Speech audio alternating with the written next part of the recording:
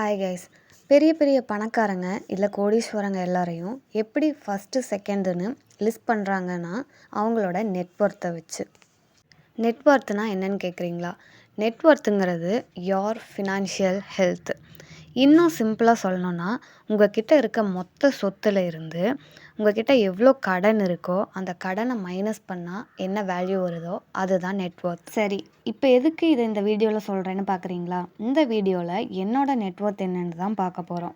ரொம்ப எக்ஸ்பெக்டேஷன்ஸ் எல்லாம் வைக்காதீங்க. நான் அவ்வளோ பெரிய கோடீஸ்வரி எல்லாம் இல்லை. இந்த வீடியோ எதுக்காகன்னா நம்ம எல்லாருமே நம்மளோட வேல்யூ என்னென்னு தெரிஞ்சுக்கணும். அப்படி தெரிஞ்சு வச்சுருந்தா தான் நம்ம ஃபினான்ஷியலாக எந்த ஸ்டேஜில் இருக்கோன்னு புரியும். அப்போ தான் இன்னும் எவ்வளோ அசட்டை இன்க்ரீஸ் பண்ணணும் இல்லை கடன் இருந்தால் அதை டிக்ரீஸ் பண்ணணும்னு நமக்கு தெரிய வரும். ரைட், இப்போ வீடியோக்குள்ளே போகலாம். எனக்கு 25 வயசு ஆகுது.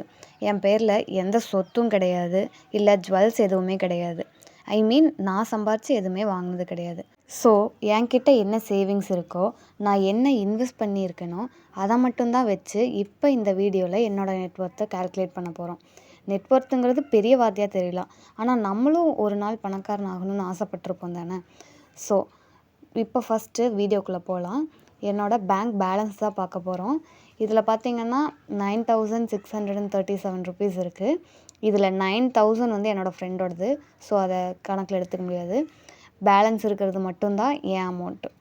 நெக்ஸ்ட்டு பார்த்திங்கன்னா நான் வந்து கோல்டில் இன்வெஸ்ட் பண்ணது. ஸோ இந்த தங்க மயிலில் நான் போட்டு வச்சுருக்கிறது மட்டும்தான் என்னோடய கோல்டு இன்வெஸ்ட்மெண்ட். ஸோ இப்போ ஓப்பன் பண்ணி காட்டுறேன் பாருங்கள். இதில் ஆல்ரெடி ஒரு டைம் இன்வெஸ்ட் பண்ணி முடித்து 1/2 கிராம் வாங்கியிருக்கேன். ஸோ இது வந்து செகண்ட் டைம் இன்வெஸ்ட்மெண்ட். இதில் அந்த வெயிட் பார்த்திங்கன்னா இப்போ தான் ஸ்டார்ட் பண்ணி 1 மந்த் ஆகுது. ஸோ 0.0074 தான் என்னோடது.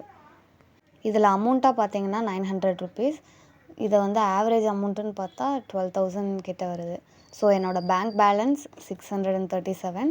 கோல்டில் வந்து நான் வந்து ருப்பீஸாகவே எழுதிக்கிறேன். ஸோ 900 ருபீஸ் இருக்குது. நெக்ஸ்ட்டு என்ன பார்க்க போகிறோன்னா என்னோட பாண்ட் இன்வெஸ்ட்மெண்ட். இந்த பாண்ட் இன்வெஸ்ட்மெண்ட் பற்றி இதுக்கு முன்னாடி வீடியோஸ்லேயே நான் போட்டிருப்பேன். ஸோ அதுக்கான டீட்டெயில் வீடியோ போடுறதா சொல்லியிருந்தேன். கண்டிப்பாக கூடிய சீக்கிரம் போடுறேன். ஸோ இதில் பார்த்திங்கன்னா நான் 1000 ருபீஸ் வந்து இன்வெஸ்ட் பண்ணியிருந்தேன். ஸோ உங்களுக்கு எக்ஸாக்டான அமௌண்ட்டு காட்டணுன்னா ஒரு நிமிஷம். இதுதான் வந்து எக்ஸாக்டான அமௌண்ட்டு. இன்வெஸ்டட் வந்து 1047. இப்போ கரண்ட் வேல்யூ வந்து 1060. ஸோ இந்த 1060 தான் வந்து இப்போ இந்த டேட்டில் இருக்க என்னோடய கரண்ட் வேல்யூ. நெக்ஸ்ட்டு பார்த்தா என்னோடய stock and mutual fund value investment. So இது ரெண்டும் சேர்ந்தே பார்த்திங்கன்னா 1314 ருபீஸ் வருது. ஸோ அவ்வளோதான். இது மட்டும்தான் வந்து என்கிட்ட இப்போ இருக்க நெட்ஒர்த்துன்னே சொல்லலாம். ஸோ இதை நான் டோட்டல் பண்ணி காட்டுறேன்.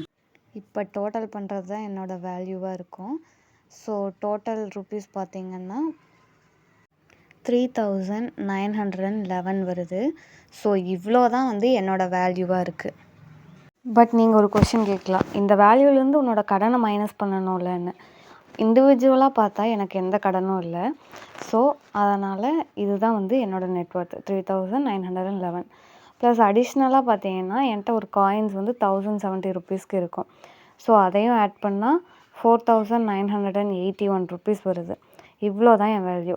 இந்த நிலமையை நினச்சா எனக்கே கவலையாக இருக்குது. ஸோ இதுக்காக நான் அடுத்தடுத்து என்ன பிளான் பண்ண போகிறேங்கிறத கூடிய சீக்கிரத்தில் நெக்ஸ்ட் வீடியோவாக போடுறேன். முடிஞ்சால் நீங்களும் உங்களோட நெட்ஒர்த்தை கால்குலேட் பண்ணிவிட்டு எந்த நிலமையில் இருக்கீங்கன்னு தெரிஞ்சு வச்சுக்கோங்க. அது உங்களுக்கு ரொம்ப யூஸ்ஃபுல்லாக இருக்கும். See you in the next video guys.